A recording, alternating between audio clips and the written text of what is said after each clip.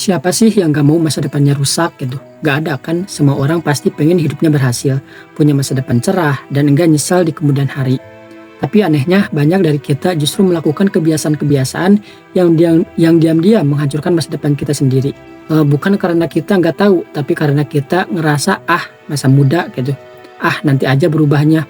Padahal tanpa kita sadar, setiap pilihan kecil yang kita lakukan hari ini sedang membentuk masa depan kita. Pertanyaannya sekarang, kalian lagi membangun masa depan atau justru menghancurkan masa depan secara pelan-pelan?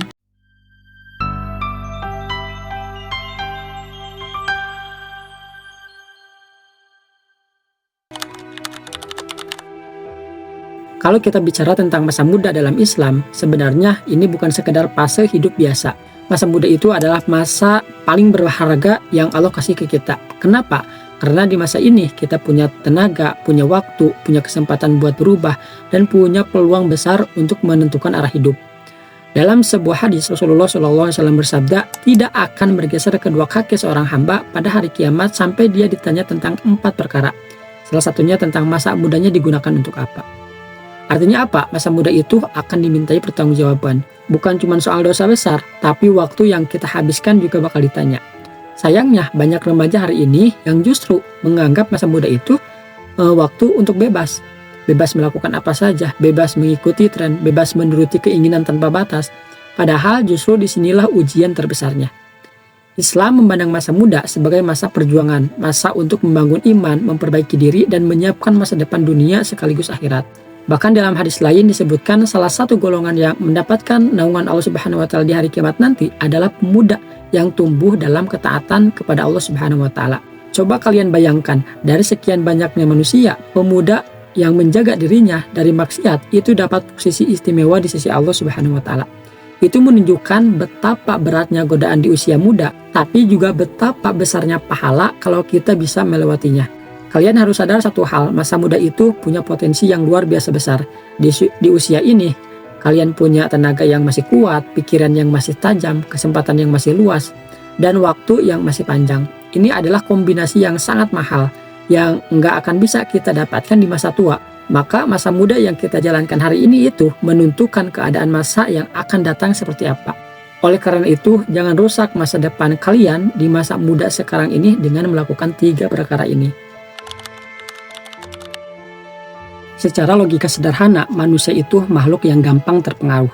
Otak kita punya yang namanya adaptasi sosial. Artinya, kita cenderung menyesuaikan diri dengan lingkungan supaya diterima. Kalian pernah dengar pepatah kayak gini gak? Kalau kalian berteman dengan pandai besi, kalian akan ikut bau asapnya. Tapi kalau kalian berteman dengan penjual minyak wangi, kalian akan ikut harum baunya. Itu bukan cuma soal pepatah, tapi itu adalah pelajaran sosial yang diajarkan oleh baginda Nabi Muhammad SAW. Artinya, teman buruk itu pengaruhnya gede banget buat masa depan kalian. Bahkan, kadang lebih besar dari yang kalian sadari. Soalnya gini, ketika kalian sering bareng dengan orang yang ngeremehin masa depan, ngomongnya negatif, suka maksiat, suka nunda kewajiban, tidak pernah sholat, atau hidupnya cuma ikut arus, lama-kelamaan bakal kebawa ikutan.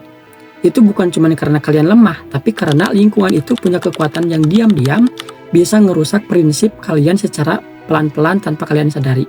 Teman buruk bisa menghancurkan masa depan karena mereka bikin kalian ngerasa wajar sama hal-hal yang salah, sehingga karakter kalian kebentuk seperti itu akhirnya. Ngejatuhin standar kehidupan kalian dan bahkan sampai bikin kalian ninggalin ketaatan ibadah kepada Allah Subhanahu wa taala. Dalam Islam sudah jelas banget ngingetin kita tentang hal ini. Allah berfirman di dalam Quran surat Az-Zukhruf ayat 67, teman-teman akrab pada hari itu, hari kiamat, menjadi musuh bagi sebagian yang lain, kecuali orang-orang yang bertakwa. Ayat ini ngasih tahu bahwa teman yang kelihatannya seru sekarang, kalau membawa kalian jauh dari Allah, justru bakal jadi penyesalan paling besar nanti di akhirat. Saya bukan bilang kalian harus menjauhi atau memusuhi teman-teman yang punya kebiasaan buruk, bukan. Tapi jangan sampai kalian jadi terlalu sering berkumpul dan terbiasa dengan lingkungan yang bisa ngerusak diri kalian sendiri. Intinya bukan putus pertemanan, tapi kalian perlu ngurangin intensitasnya. Tetap baik sama mereka, tetap silaturahmi, tapi jangan sampai setiap saat kalian berkumpul sama mereka, sehingga kebiasaan buruk mereka ikut nempel di diri kalian.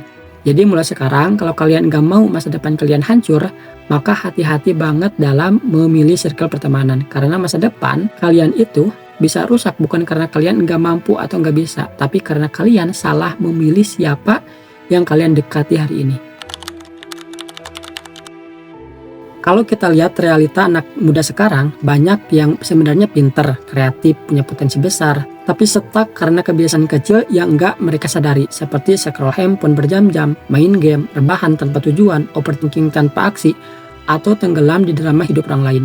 Padahal Imam Hasan Al-Basri pernah bilang, "Wahai anak Adam, sesungguhnya engkau hanyalah kumpulan hari. Jika satu hari hilang, hilanglah sebagian tubuhmu." Secara ilmiah, kebiasaan menghabiskan waktu untuk hal yang tidak bermanfaat bisa merusak kemampuan fokus otak.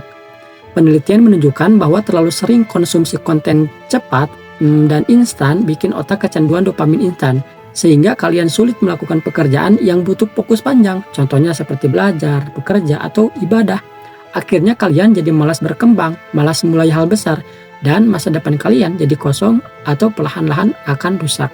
Dan yang paling bahaya, waktu yang terbuang itu pelan-pelan membentuk karakter kalian. Kalau hari ini kalian terbiasa memilih hal yang enggak bermanfaat, besok kalian bakal terbiasa menunda, lusa kalian terbiasa pasrah.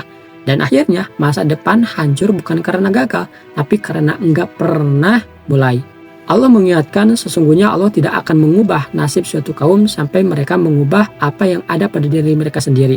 Tokoh dunia seperti Warren Buffett juga pernah bilang, perbedaan antara orang sukses dan yang tidak adalah bagaimana mereka menggunakan waktu luangnya.